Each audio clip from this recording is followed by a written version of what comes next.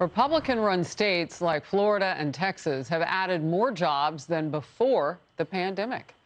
Those states are seeing a much faster post-COVID economic recovery than states run by Democrats. That's according to a report in the Wall Street Journal. A Moody's survey shows large numbers of American workers and businesses are fleeing coastal blue states to the middle of the country, Florida and the Carolinas. Of course, we know the taxes are much lower in those places, but now we also know that there are more jobs there. Republican Congressman Matt Rosendale of Montana says he's not surprised. We opened our state back up again.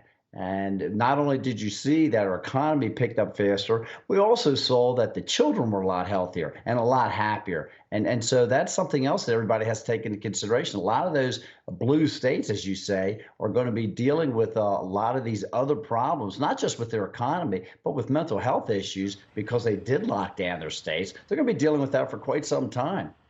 Texas Attorney General Ken Paxton is with me now. Great to see you in focus today. First of all, what's your reaction to people fleeing? I mean, I understand in California the governor's upset because they're running out of U-Hauls in that state because they're all going east. No, I'm not surprised either. That congressman's right. He hit it on the head. People are coming here because they're free. There are more opportunities. Taxes are lower. There's less regulations.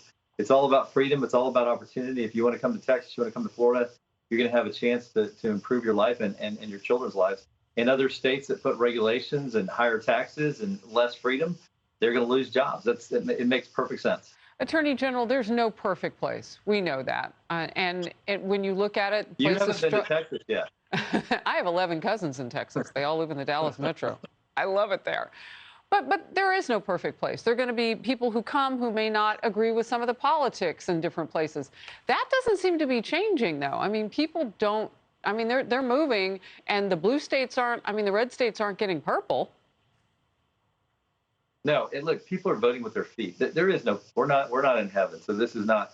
I'm not saying any place is perfect. What I'm saying is that there's more opportunity in states like Texas, and we've tried to create that. Our legislature's done it. Our governor's done it. Our lieutenant governor. People here want opportunity. They want opportunity for themselves. They want opportunity for their children. And we've created an environment. We're going to continue to create that environment. And COVID was the perfect example of that, along with all these other issues that we're talking about, taxes and regulations. When you talk about children and their health, particularly, I think, Attorney General, when you say that, mental health, which is something we're struggling with in this country in a mighty way. So making an environment the way that you describe, of course, people are going to be attracted to that because we want our kids to thrive. Totally get it. Let's get to this. Florida First Lady Casey DeSantis went after a report from the Biden administration on education setbacks due to the pandemic. So she's focused on these kids, too. Here's what she wrote. The real reason for catastrophic learning loss, Democrat lockdowns. While other states were locking people down, in Florida, Governor Ron DeSantis lifted people up. Kids were in school in person. This is exactly what you're talking about. No, that is exactly what I'm talking about. And that's true across the country. States that opened their schools up and kept them open and brought kids back sooner are going to do well. I mean, the reality is these kids that have been out of school for years, I don't know how you catch up. And it's going to be a huge problem in those states that have shut their schools down. And with the tax base, too, and the things that you can do and are doing in a place as big as Texas, to know how much people are paying in California and not necessarily realizing the bang for their buck. Your last quick thought on that, and we'll move. Yeah, it all goes back to policy, and it's about good government. It's about taking care of your people. And that's why the U-Hauls are going in one direction, and I would expect that to continue. I don't think they're going to be able to stop it unless they understand that good policy ends up attracting good people. All right, let's get to this. Several House Republicans now are backing the move by 6 Texas counties now, declaring the situation at our southern border with Mexico an invasion. Texas officials this week called on state leadership to officially declare the crisis an invasion, which some conservatives say they believe would give the state the authority to return illegal immigrants across the border. Let's watch this together. Do I believe that the administration is undermining what the great people at DHS who are trying to do their job for political purposes? Hell yeah, I believe that. Texas has to step up because they won't, and that's the reality. I would hope that the governor of Arizona and the legislature would make a formal declaration, and then they could put resources down there and start pushing people away. They are behind your state, and they may do the same thing you do if you light the way.